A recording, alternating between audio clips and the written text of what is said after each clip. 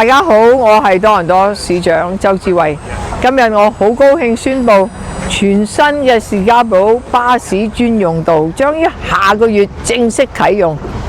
大家都知道啦，喺我未做市長之前呢，原本嘅士嘉堡 RT 呢出咗軌，5個人入院，最後一定要停用啦。士嘉堡市民出入呢就好唔方便啦。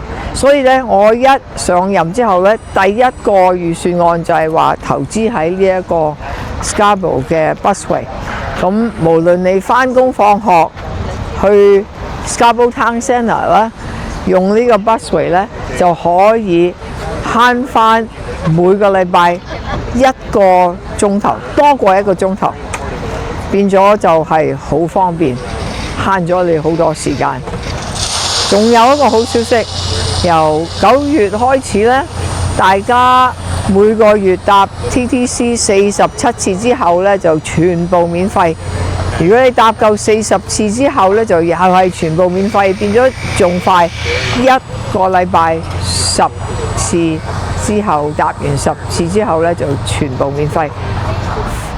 夜晚黑啊，或者係禮拜尾咧，就係會免費嘅。咁啊，變咗慳翻好多錢。